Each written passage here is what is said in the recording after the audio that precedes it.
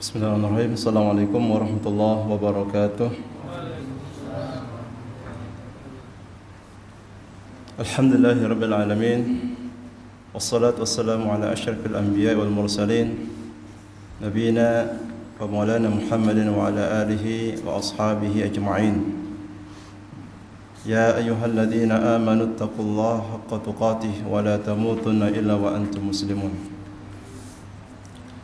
Alhamdulillah, kita bersyukur kepada Allah Subhanahu wa taala yang senantiasa melimpahkan kepada kita semuanya nikmat serta karunia dan taufik sehingga pada kesempatan kali ini kita dapat melaksanakan salat maghrib berjamaah.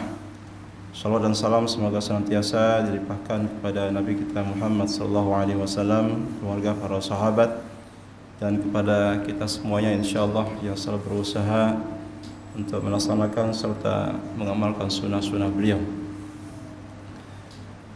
Hadirin jamaah salat maghrib Anggar Miftahul Jannah yang Allah muliakan, saya yakinnya pembahasan kita meneruskan pembahasan pada pertemuan sebelumnya. Namun berhubung ada kesalahan teknis, jadi kitabnya tercecer entah kemana. Insyaallah pembahasan kita pada kesempatan ini kita akan ganti dengan pembahasan tentang rukun-rukun salat. Rukun-rukun salat. Ma'asyiral muslimin rahimakumullah taala. Mengapa kita perlu membahas masalah ini? Karena barangkali ada di antara sebagian kita yang masih belum memahami apa saja yang harus dia penuhi di dalam melaksanakan sholatnya, sehingga sholatnya tidak sia-sia. Dengan kata lain, dia harus memperhatikan rukun-rukun, wajib-wajib, sunnah-sunnah, dan adab-adab sholat agar tujuannya untuk melaksanakan sholat itu sah. Lalu apa saja rukun-rukun sholat itu dan apa makna rukun itu? Rukun itu artinya adalah sesuatu yang harus ada, yang tidak terpisahkan dari sesuatu, seperti misalnya rukun sholat takbiratul ihram. Maka seseorang yang sholat tanpa melaksanakan takbiratul ihram berarti ia telah kehilangan salah satu di antara rukun-rukun sholat. Lalu apa saja rukun sholat tersebut? Yang pertama adalah niat.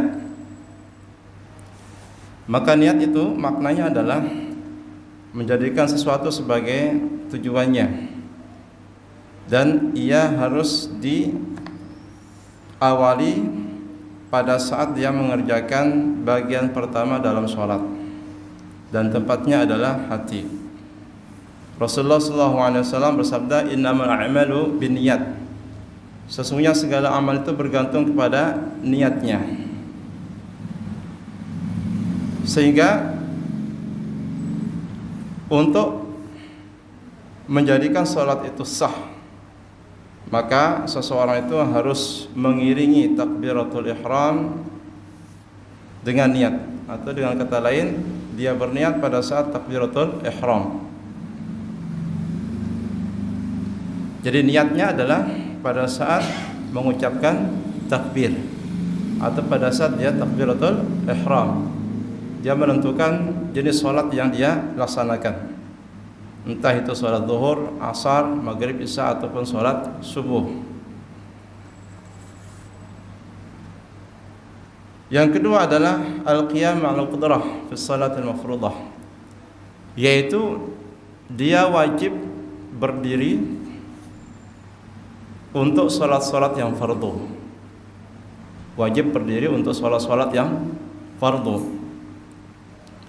Dan ini disebutkan dalam hadis Bukhari dari Imran bin Husain radhiyallahu anhu. Dia berkata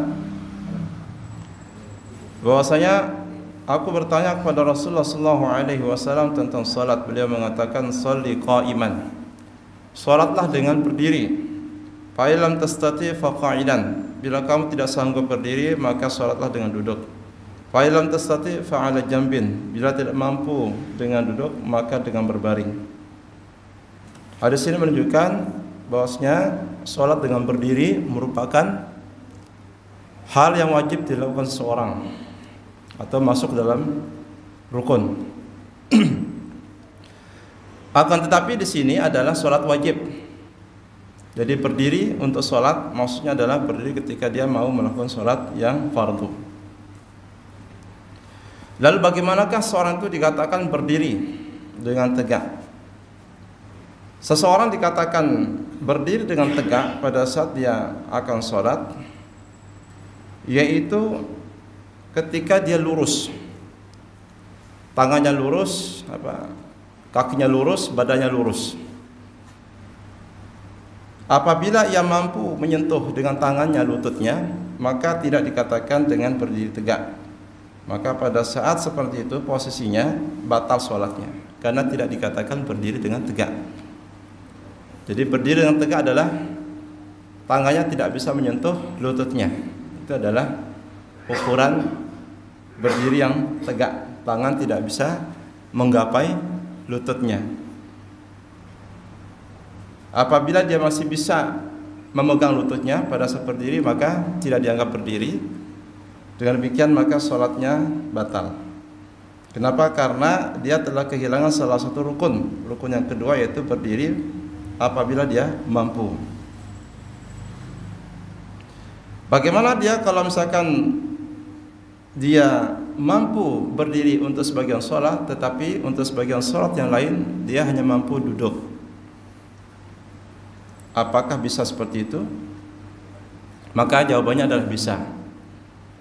Jadi dia mampu berdiri misalnya di rakaat pertama. Di rakaat kedua mungkin sudah tidak mampu berdiri karena mungkin faktor penyakit atau faktor tulang yang rapuh, ya, karena faktor umur, lansia dan sebagainya. Maka itu dianggap sah, ya, berdiri untuk sebagian sholatnya, kemudian duduk untuk sebagian sholat yang lainnya.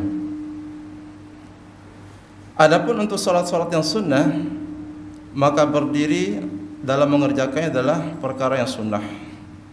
Jadi bukan perkara yang wajib ataupun rukun, tetapi sunnah. Sehingga meskipun orang itu sehat dan mampu untuk berdiri, diperbolehkan dia sholat sunnah dengan posisi duduk. Hal ini didasarkan dengan hadis Bukhari bahwasanya Nabi sallallahu alaihi wasallam bersabda, "Man shalla qa'iman fa huwa afdal." Barang siapa yang sholat dengan berdiri, maka itu yang afdal. Wa man shalla qa'idan falahu nisfu ajril qa'im. Barang siapa yang sholat dengan duduk, maka dia mendapatkan setengah pahala orang yang sholat berdiri. Wa man shalla na'iman falahu nisfu ajril qa'id. Dan barang siapa yang sholat dengan berbaring, maka baginya separuh pahala sholat orang yang duduk. Jadi ini menunjukkan bahwasanya sholat dengan posisi duduk meskipun bagi orang yang sehat, selama yang dia kerjakan adalah sholat-sholat yang sunnah, maka diperbolehkan. Adapun untuk sholat yang fardu, maka sama sekali hukumnya mutlak wajib untuk berdiri, kecuali bila tidak mampu sama sekali untuk berdiri. Yang ketiga adalah takbiratul ihram. Di rukun sholat yang ketiga, setelah niat kemudian setelah berdiri dengan tegak, yang ketiga adalah takbiratul ihram. Ini dalilnya adalah hadis riwayat Tirmidzi, Abu Dawud dan yang lainnya.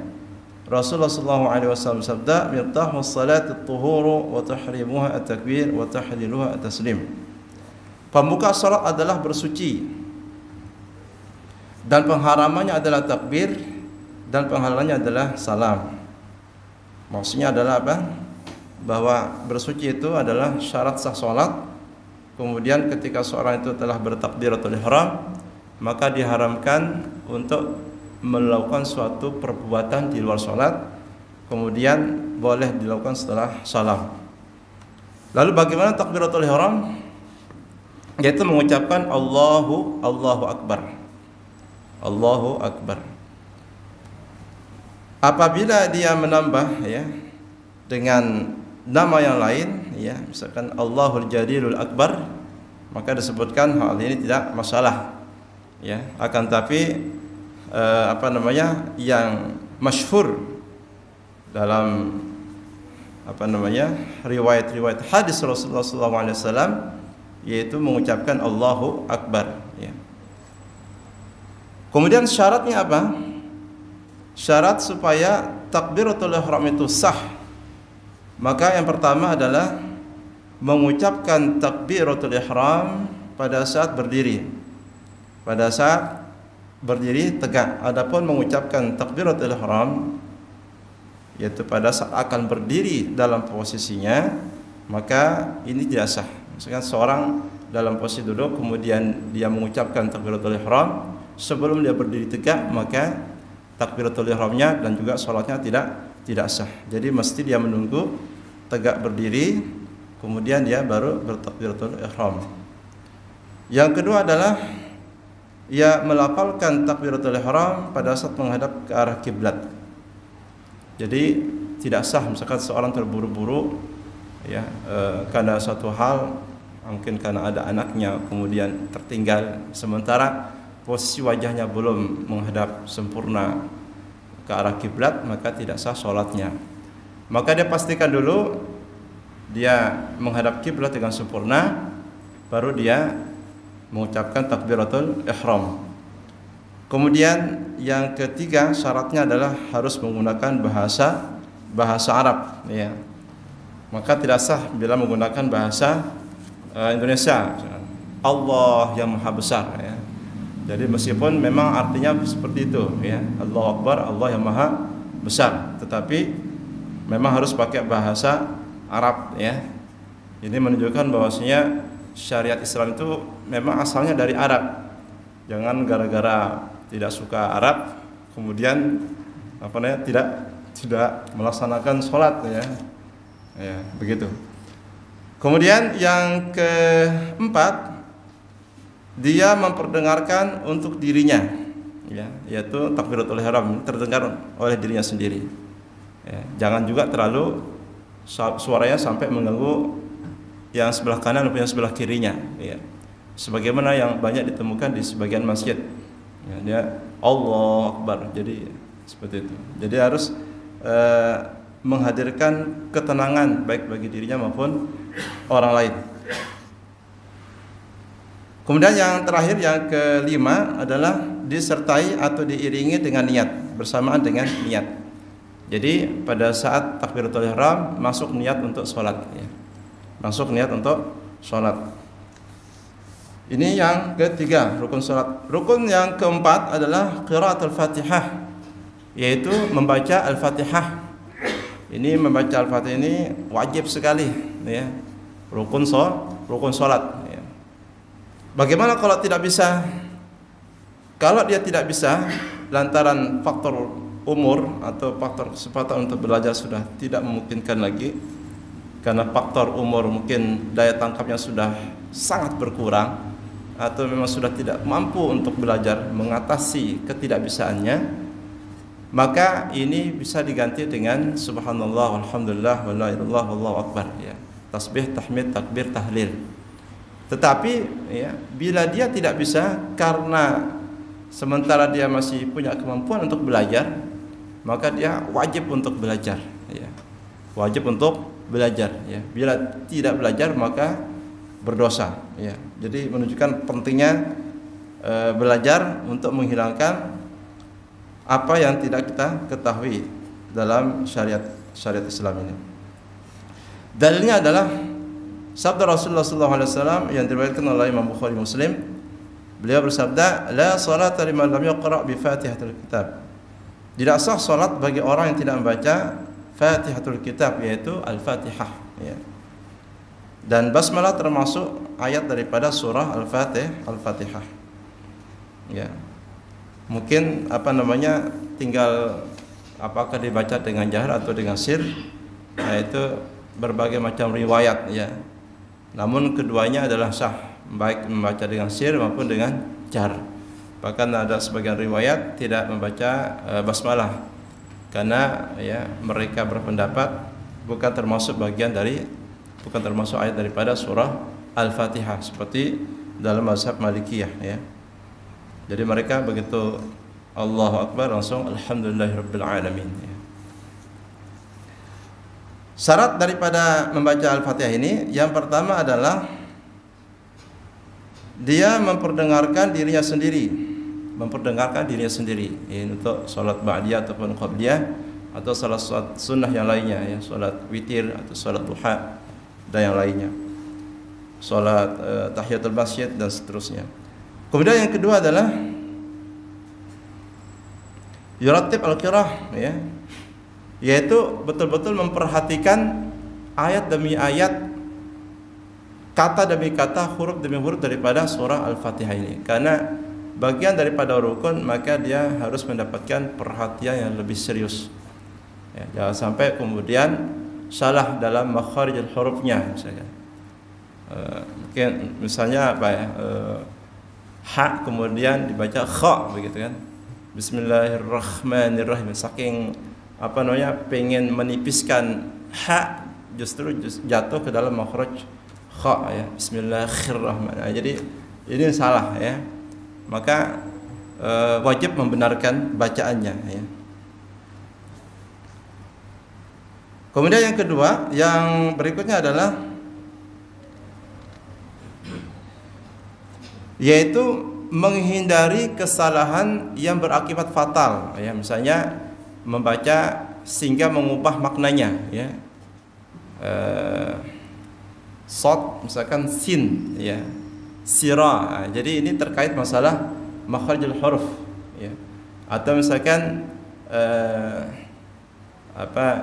iyyaka ya, tasydid tetapi kemudian dia membacanya seakan-akan kehilangan tasydid, iyyaka na'budu wa iyyaka nasta'in ya, padahal iyyaka itu artinya sangat luar biasa, hanya kepada Engkau ya, hanya kepada Engkau kami menyembah ya.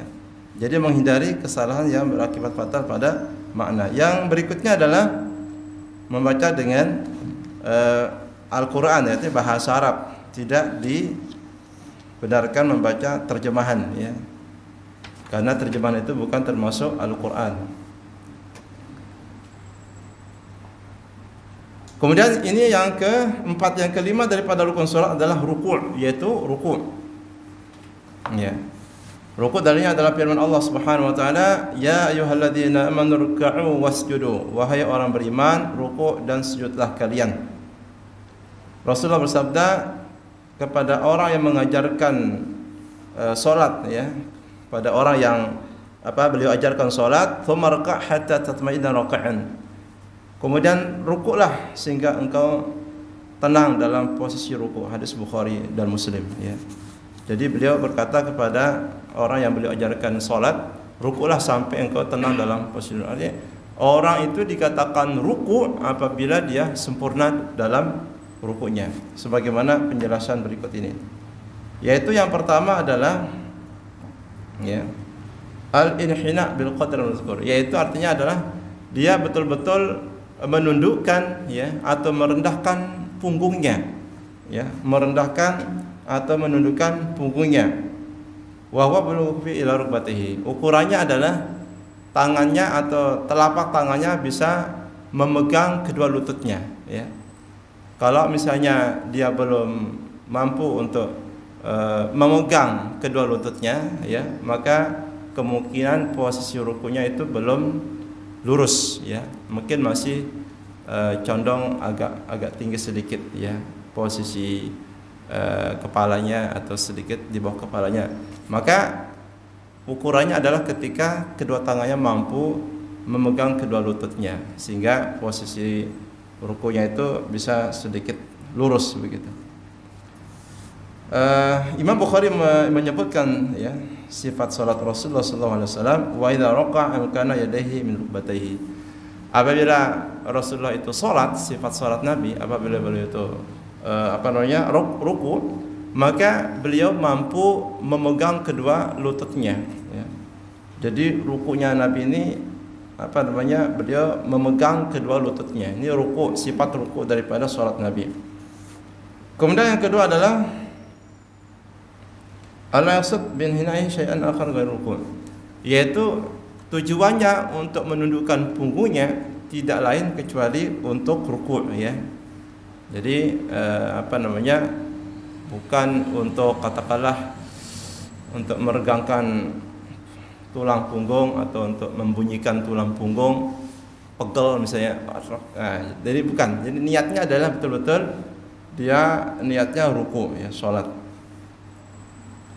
Atau misalnya takut karena ada serangga atau karena ada lebah yang menyengat ya, lalu kemudian dia takut dari belakangnya mau diserang lebah, lalu kemudian ruku ya, maka ini ruku yang tidak dianggap ya. Maka betul-betul ruku yang dianggap itu ya ruku dalam sholat ya. Kemudian yang ketiga adalah tumaninah ya, yaitu tumaninah ya. Tumaninah itu adalah ayastaqir fi ninahi qadra tasbihah, yaitu dia berdiam diri sepanjang menundukkan punggungnya seukuran tasbih ya. Subhana rabbiyal azim, itu minimal ukuran tumaninah itu membaca tasbih 1 kali ya, minimal. Dalilnya adalah hatta tatma'inna raki'an, yaitu hadis yang sebelumnya, sehingga kamu bisa ruku dengan tenang ya. Jadi dalam hadis yang lain Rasulullah mengatakan aswa'un nasi sariqatan alladhi yasriq min salatihi, manusia yang paling buruk adalah ketika orang yang mencuri salatnya ya. Manusia yang paling buruk adalah ketika orang itu mencuri salatnya. Mereka bertanya, ya Rasulullah, wa kaifa yasriq min salati? Ya Rasulullah, bagaimana seseorang itu mencuri salatnya? Beliau mengatakan la yutimmu ruku'aha wa la sujudaha, ketika seorang itu tidak menyempurnakan ruku' dan sujudnya. Artinya tidak tumaninah dalam ruku' dan sujud ya. Tidak tumaninah ya. Baru menundukkan, belum sampai 1 detik sudah berdiri lagi untuk i'tidal ya. Kemudian jadi ada orang seperti itu. Tapi kalau berdirinya oke ya, untuk baca Al-Fatihahnya memang ya, kita pernah melihat beberapa orang berdiri seukuran dia selesai baca Al-Fatihah atau sedikit ada tambahan surah pendek. Tapi ketika ruku dan sujud, Masya Allah, itu luar biasa, seperti ayam matok, cepat sekali. Ke rakaat kedua, ke rakaat ketiga, keempat, itu cepat sekali ya. Padahal harus tumakninah dalam setiap gerakan ya. Kemudian dalam hadis riwayat Bukhari dari sahabat Hudzaifah radhiyallahu anhu, bahwasanya beliau melihat ada seorang yang tidak menyempurnakan ruku dan sujud. Lantas beliau mengatakan, kamu tidak sholat. Seandainya kamu mati, engkau mati di luar fitrah yang dengannya Allah Subhanahu wa taala mengutus rasulnya. Ya. Jadi ini kencang sekali ini teguran sahabat ini, Hudzaifah bin Yaman, dalam masalah sholat ini. Melihat ada orang yang tidak sempurna ruku sujudnya, langsung mengatakan, kamu ini gak sholat gitu. Kalau di zaman kita digituin gimana? Mungkin kabur orang itu ya, gak sholat lagi ya. Nah, artinya apa? Di zaman Rasulullah itu, para sahabat tuh betul-betul memperhatikan ibadah luar biasa. Sehingga teguran itu disikapinya, dimananya atau dipikirkan bukan satu penghinaan atau celaan, tapi itu adalah suatu hal yang luar biasa ya. Jadi ditegur oleh sahabat, kamu belum sholat ya. Jadi banyak orang seperti itu. Suatu ketika ada sahabat yang selesai sholat, salam, datang ke Nabi, Assalamualaikum. Kata Rasulullah, irji' fa innaka lam tusalli, kembali kerjakan sholat karena kamu sebenarnya belum sholat ya. Sampai 3 kali ya. Kata orang ini, ya Rasulullah, itulah kemampuan saya, enggak lebih dari itu. Jadi orang itu punya kemampuan itu seperti itu. Akhirnya kata Rasulullah diajarkan ya, kalau kamu takbir, baca ini sampai diajarkan orang ya. Jadi begitulah ya, para sahabat itu dalam kehidupan sehari-hari mereka dalam masalah ibadah itu mereka sangat serius, luar biasa ya. Kalau kita mungkin seriusnya kalau dalam masalah dunia baru serius. Kalau masalah ibadah, ini kurang serius karena dianggap sampingan ya. Jadi kalau ibadah sampingan, kalau dunia yang utama ya. Padahal yang utama itu ya akhirat kita, ibadah ini. Sampingan itu nanti dunia mengikuti ya. bukan akhirat yang ngikut ya. Enggak ada istilahnya orang kejar dunia, akhirat ngikut ya. Tapi kalau orang kejar akhirat, pasti dunia itu ngikut itu. Jamaah Allah muliakan. Kemudian dalam hadis yang lain riwayat Bukhari, riwayat Muslim, beliau bersabda, Rasulullah sallallahu alaihi wasallam raka'a fajal yaqulu subhana rabbiyal azim ya. Artinya Rasulullah sallallahu alaihi wasallam membaca bacaan rukuk itu subhana rabbiyal azim. Subhana rabbiyal azim. Kemudian dalam sujud beliau membaca subhana rabbiyal a'la ya. Subhana rabbiyal a'la. Hadis Tirmidzi yang lain menyebutkan idza raka'a ahadukum faqala fi ruku'i subhana rabbil azim thalatha maratin thumma ruku'uhu wa dzalika adnah. Apabila salah seorang dari kamu ruku lalu dia membaca subhana rabbil azim 3 kali, tamma ruku'uhu, maka telah sempurna ruku'nya. Dan itu adalah yang paling minimal ya, yaitu tingkat kesempurnaan yang minim. Jadi kalau 1 kali itu tingkat kewajiban yang minimal ya. Tapi kalau 3 kali itu tingkat minimal kesempurnaan. Lebih dari 3 kali itu lebih sempurna, lebih sempurna lagi ya. Yang penting bacanya ini ya. Karena apa? Karena kalau ruku itu bacanya terbatas di sini, subhana rabbiyal azim. Tidak boleh membaca yang lain. Misalnya membaca doa atau membaca surah misalnya. Ini adalah yang kelima. Yang keenam adalah al-i'tidal ba'da ruku', yaitu i'tidal setelah ruku'. I'tidal setelah ruku'. I'tidal adalah pemisah antara ruku' dengan sujud.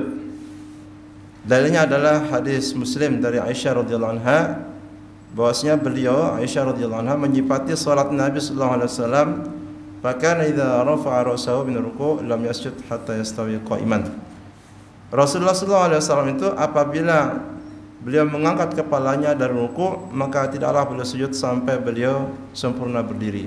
Jadi tidak langsung sujud ya, tapi betul-betul tegak dulu dengan bacaan tertentu, baru kemudian sujud. Kemudian Rasulullah berkata kepada orang yang buruk sholatnya, dan beliau mengajarkannya sholat, "Tsumma rfa' hatta ta'dil qa'iman." Kemudian bangkitlah dari rukumu sehingga engkau sempurna dalam berdiri ya. Jadi ini ajaran sifat salat yang beliau ajarkan kepada orang yang salatnya buruk. Syaratnya adalah yang pertama tidak bertujuan selain daripada i'tidal dalam rukuknya ya. Jadi tidak ada tujuan-tujuan lain, tidak ada misalkan tujuan karena takut sesuatu atau karena ingin melihat sesuatu ya. Tetapi betul-betul dia i'tidal dalam sholatnya.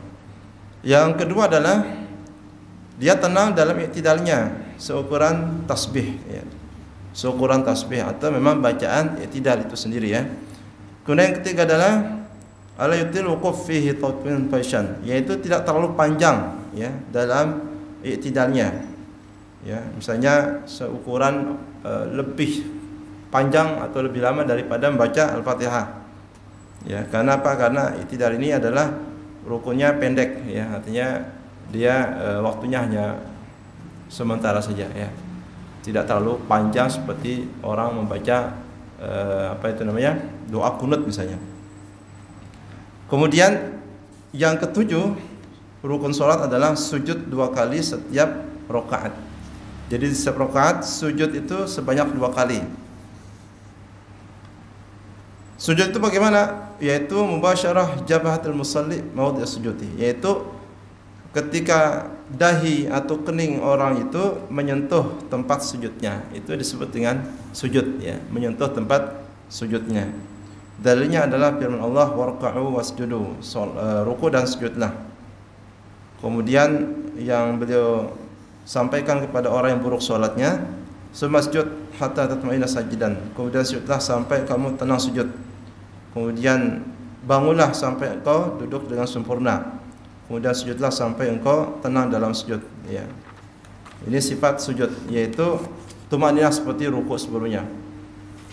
Syaratnya yang pertama adalah kasful jabhah inda mulamassil ardh, yaitu dahi ini harus terbuka pada saat menyentuh tanah ataupun lantai atau tempat sujud ya. Jadi tidak boleh tertutup oleh sesuatu. Dia harus menyentuh tanah atau tempat sujud. Kemudian sujud itu harus di atas 7 tulang ya, 7 tulang. Sebagaimana yang disebutkan Nabi, umirtu an asjuda ala sab'ati adhum. Aku diperintahkan sujud di atas 7 ruas tulang ya.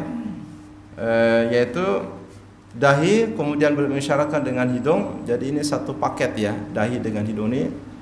Kemudian kedua tangan, yaitu kanan dan kiri. Kemudian kedua lutut kanan dan kiri. Dan kemudian jari-jari kaki kanan dan kiri ya. Jadi 1, 2, 3 lutut, 4, 5, 6, 7 ya. Jadi sujud di atas 7 ruas tulang itu ya. Kalau jari-jari kedua kaki itu menghadap ke arah kiblat ya. Tidak ditegakkan seperti ini, tapi betul-betul menghadapkan ke arah kiblat ujung daripada jari kaki itu. Kemudian yang ketiga adalah antartafi asafiruhu ala yalihi, yaitu dia harus meninggikan kedua lengannya ya. Dia harus mengangkat. Tidak boleh menempelkan di atas lantai ya. Dia harus angkat. Kemudian juga dia alla yasjud ala thawbin muttasil biasa yataharrak bi harakatihi, yaitu dia harus menjauhkan lambung dengan pahanya ya. Jadi tidak menempelkan lambung dengan pahanya. Jadi jauh ya. Ini beda dengan sujudnya wanita atau perempuan ya, dalam sujudnya. Kemudian tidak bermaksud dengan sujudnya itu sesuatu yang lain ya, seperti misalkan orang takut atau apa ya. Betul ini sujud dalam sholat. Berikutnya adalah tumakninah dalam sujud ya. Tumakninah dalam sujudnya. Disebutkan dalam Bukhari Muslim dari hadis Abu Hurairah radhiyallahu anhu, "Tsumma yaqulu Allahu akbar hina sajidan." Ya. Yaitu ketika sujud beliau membaca Allahu akbar ya. Ketika mau sujud dari posisi berdiri tidak, beliau membaca Allahu akbar. Jadi ini adalah bacaan perpindahan ya. Bacaan perpindahan intiqal ya. Dari satu posisi ke posisi yang lain itu membaca takbir Allahu akbar. Kemudian dalam hadis yang lain ya, riwayat Muslim dari Barra, beliau mengatakan idza sajadta fadha' kaffaik warfa' mirfaqaik. Apabila kamu sujud maka letakkanlah ya kedua telapak tanganmu dan angkatlah kedua sikumu. Jadi meninggikan lengan ini ya, mengangkat kedua siku. Kemudian dalam hadis yang lain, Nabi sallallahu alaihi wasallam apabila salat beliau faraja baina yadayhi, yaitu beliau meregangkan ya kedua tangannya sehingga nampak ketiak putihnya beliau sallallahu alaihi wasallam. Jadi meregangkan tangannya regang seperti ini sehingga nampak kedua ketiak Rasulullah sallallahu alaihi wasallam. Dalam riwayat yang lain, dia sajada faraja baina fakhidaihi, apabila beliau sujud beliau memisahkan atau meregangkan kedua pahanya ya, jadi tidak melipat atau tidak menempelkan ya kedua pahanya ya, tapi meregangkan. Ghairu hamil batnahu, tanpa menempelkan perutnya ya, tanpa menempelkan perutnya. Ini yang ketujuh. Yang kedelapan adalah al-julus baina sajdatain. Rukun yang ke-8 adalah duduk antara dua sujud. Dalilnya adalah hadis Rasulullah yang lalu, "Tsumarfa' hatta tatma'inna jalisan." Kemudian bangunlah, duduklah sampai engkau tenang dalam posisi duduk ya.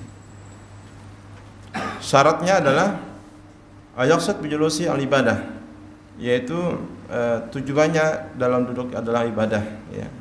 Tujuannya ketika duduk antara dua sujud adalah ibadah, bukan yang lainnya. Kemudian yang kedua adalah alla yutawil tatwil faishan, yaitu tidak terlalu panjang ya.